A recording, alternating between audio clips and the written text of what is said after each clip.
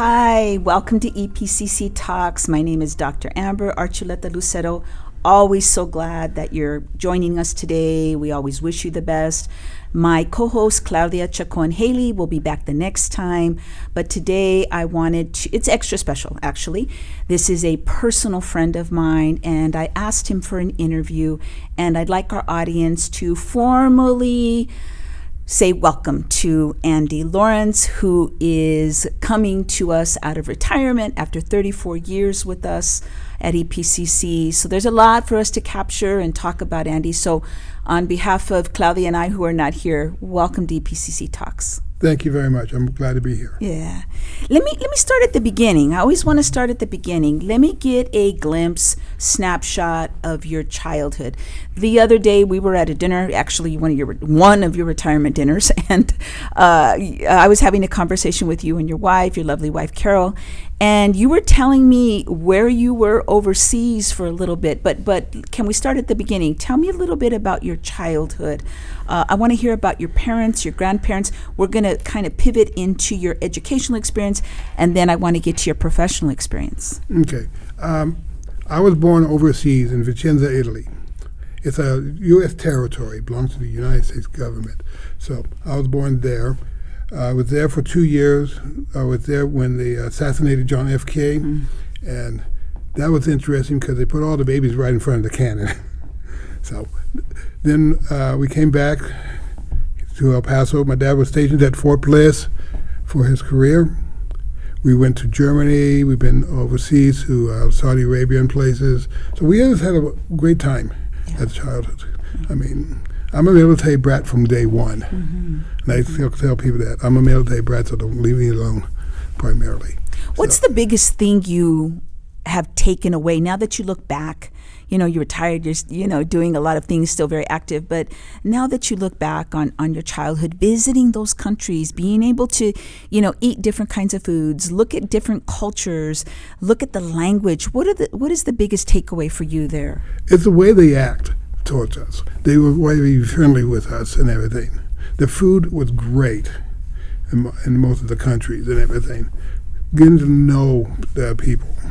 I mean, we met the king of Saudi Arabia. The prince came over here, so that was interesting because they closed down the entire street for him when he came. So it was fun. Yeah. I mean, the biggest thing is the friendships you build. Yeah. Yeah. Let's move a little bit further. And so you all come back to the United States, right? Your dad is stationed primarily here. Yes. And so tell me a little bit about the educational experience. Let's talk about K through 12 for you. Tell me a little bit about what learning was like for you, what education, maybe, I don't know if it was emphasized or not in the house. Tell me a little bit about that part of your life, if you don't mind. No. For me, like I said, education has been a big part. My parents both went to Ames College. They were Hawkeyes. Then they came back down here.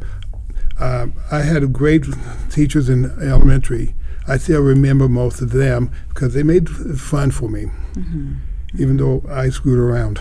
I got to be honest with you. I really didn't take much into it at first because I was always be able to do my work and then go out and do everybody else's work on top of it.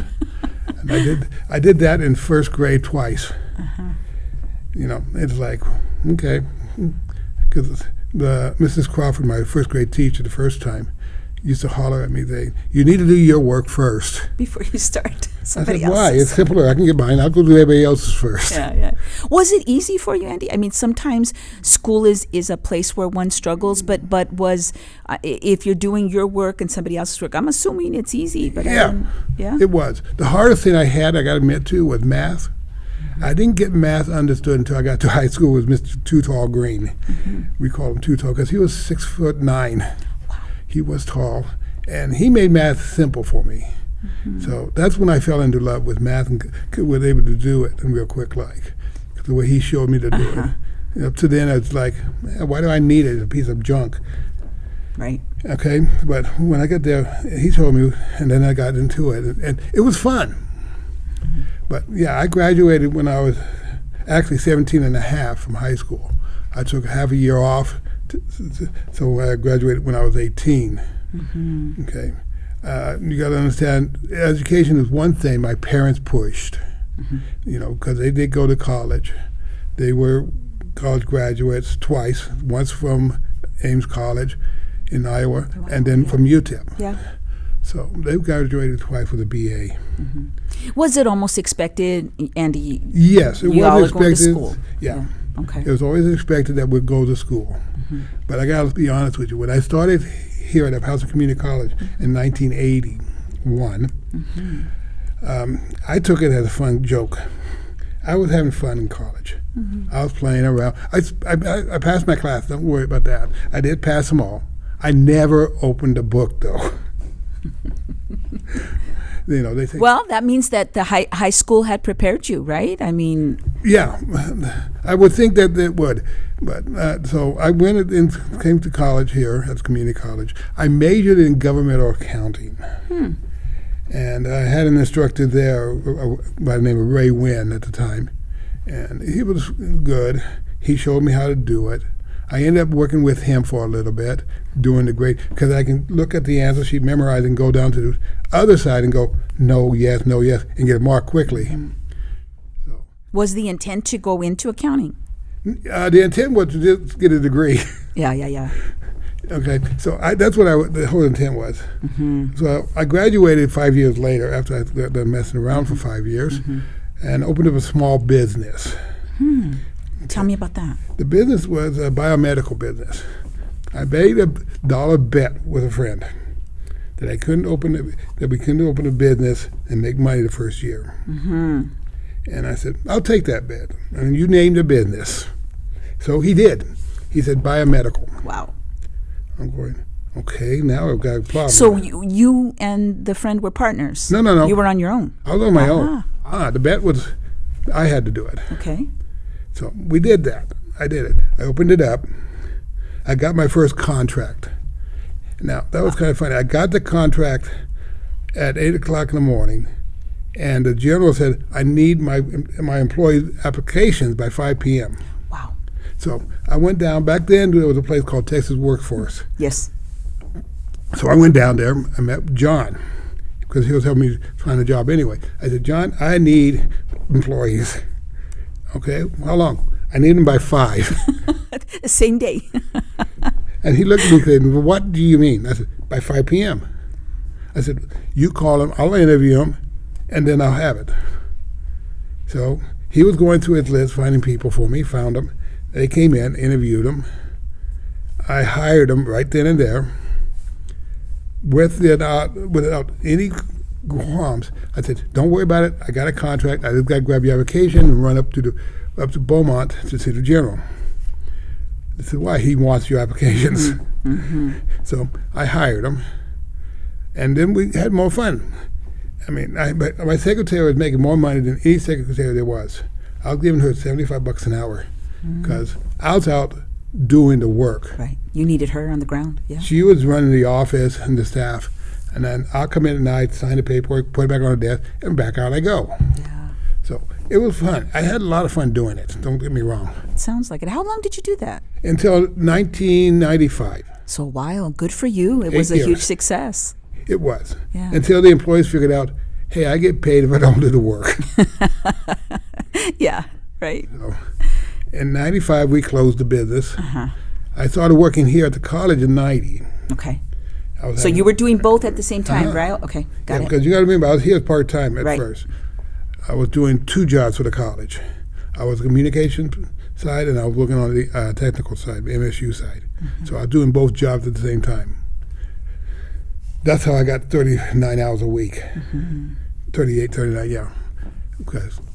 But normally they don't do that. But I got it. They gave it to me. Yeah. So in 95,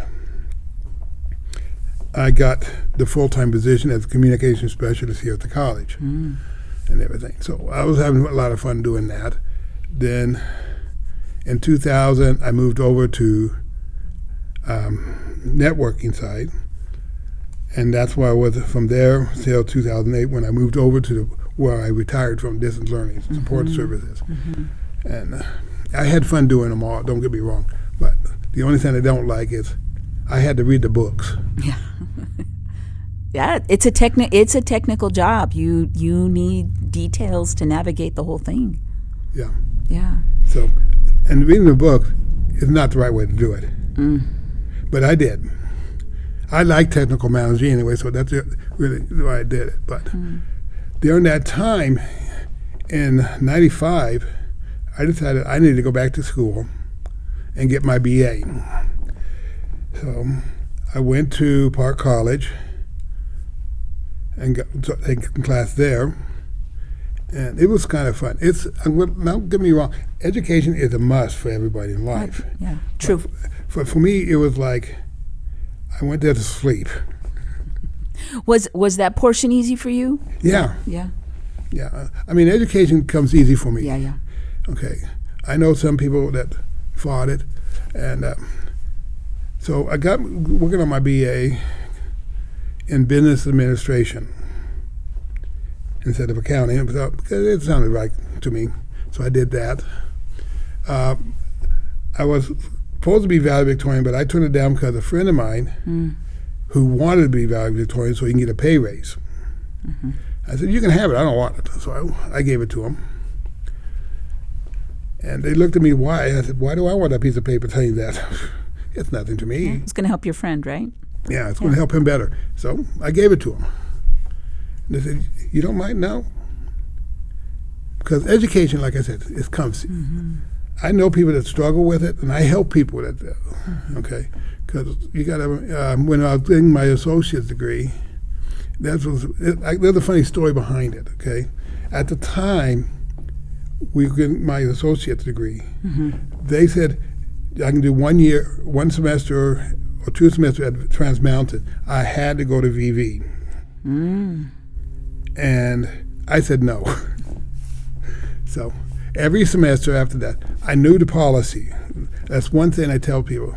If you're going to do something, learn the policy first. Smart advice. Okay? So do it. I did. I filled out the petition, got it signed. I walked it to the registrar's office. They denied it. I walked it to the dean's office. They denied it. I walked it over to the vice president's office. He denied it. I walked it to the president's office. And that's where I learned Dr. Shepak. He's a nice guy. And we met. And he said, well, it makes sense. I said, yeah. But you don't have an instructor. I said, I got an instructor, too. I said, I got everything. Oh, okay. So they started. So we did that every semester for 3 years. Wow. Fill out the petition, go down, get the signature, come back and forth, Yeah. and to just have my classes at Trans Mountain because I didn't want to go to Valo Verde. Yeah. So that's what I did. When you ultimately ended up at distance learning, I mean, I'll speak for myself. I don't know how many times I've called you needing help. I mean, the faculty, your goal. I mean, your overall job was a lot, but a slice of that is helping faculty and so forth, which we are so grateful for. I mean, people sometimes actually crying because Andy's gone. But what was it like for you, Andy? You have a command of Blackboard Ultra, the training, all of these little slices and segments. What was that portion like for you? Dealing with faculty, being an expert in Blackboard, talking to different publishers, because that's a multiplicity of things to handle. What was your average day like? What does that look like? My average day normally would start about 6 a.m. in the morning. And I've talked to you at 6 in the morning sometimes. And end about 10 p.m. at night. I finally did because at 10 p.m. I just said no more. But, because faculty and students come first to me. They always have. But to understand that part of it, you got to understand the part of me that nobody really knows. I'm a loner. I like to be left alone. Okay. And it's good to know yourself. Yeah. Right. Yeah. I talk to my car more days than anything else. Okay. My car has secret that nobody wants to let go. But for me, helping faculty get what they need done is a priority. Yeah. Helping students get what they need done is a priority. Yeah. Okay. So no matter what anyone else says, there's my priority list. So to do either one you have to know the system inside out. So I learned the system inside out the hard way. Like I said, reading manuals is good, but destroying the system is fun. And then rebuilding, restructuring. Yeah. Yeah. I got a test server that I could play with, and I did. I would say, well, let's try this. Call up Blackboard. Hey, knock that one out. I killed it again. And they would reset it for me. So I always had that server that belonged to me, and I could destroy. But that kept the actual server never going down. Okay. Now, when I first went over there, we were on WebCT. Yes. We correct. moved from that to Blackboard CE. Okay. Then, immediately after that, we went to Blackboard Learn 9, the nightmare of mine. Okay. I got through it with ease because, like I told everybody, tell the faculty up front, it's messed up. We're working on it. A little clunky. Yeah. Don't worry about it. We're going to get it correct. A lot of people say, no, don't tell nobody anything. I said, no. Be honest with them. They'll leave you alone. So I was being honest at the time and everything, but we got it up. And, then everything started moving again. We're going to move away from where we were over to Blackboard, which made more sense to me anyways. So we did that, but it was so much cleaner. Yeah. Well, there's people that would sit here and listen and say, there's no way Andy's more of a loner. You have been incredible to deal with, to talk with, to work through problems with, from a faculty. I've taken my own students up there to figure out some things. You're incredible with publishers. I mean, you have a stellar reputation, Andy, in dealing with people. Let me ask you this. You've worked with numerous people, yet do you still describe yourself as more of a loner? Yes. I tell you, faculty and students can come in, okay, and I'll fix their problems, no question about it.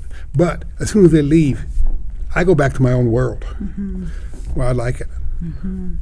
Yeah. I deal with people because I have to, but I would prefer not to. Right. Okay, you got to understand. But you're straddling both worlds perfectly. I straddle them perfectly. Right. I've had people say, you're not alone. I said, you want to make a bet out of here because I'm going to go back to my world. I love it. My wife does not bother me when I'm on my computer in the den. I'm out there. I'm in my world doing what I want. And hello to Miss Carol Lawrence, by the way. Yes. Yeah. She is the best thing that happened to me.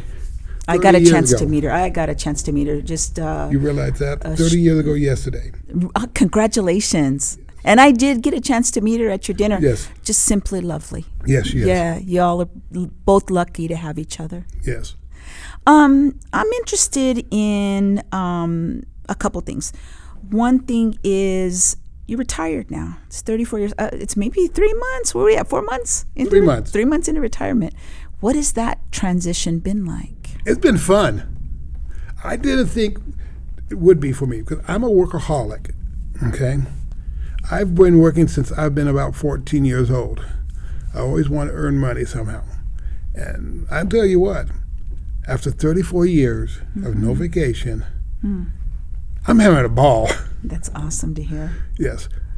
And what's a day, Andy's day, like in retirement? What does that look like? Well, are you up at 6? Are you? No, actually, I get up about 7, 8 o'clock in the morning. Good for you. Good for you. And then go out, get on my computer, and do what I want to do. Yeah. Good for you.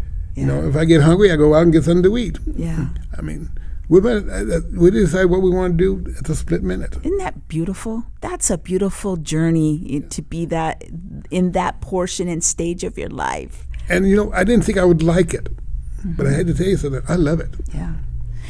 I mean, I deal with a lot of people, but the way in which you deal with people is also talking and doing a technical portion, right? I'm just sort of teaching, but that's a different element. Yes, it is. When you're talking my side of the world, the technical side, you have to be able to see the other side of the world, which is the faculty side and the student side, to see what happens. Correct. You've got to be able to put them both together and get what's going on. Because I'm going to be honest with you, the worst people to tell the truth about somebody doesn't have anything, it's faculty.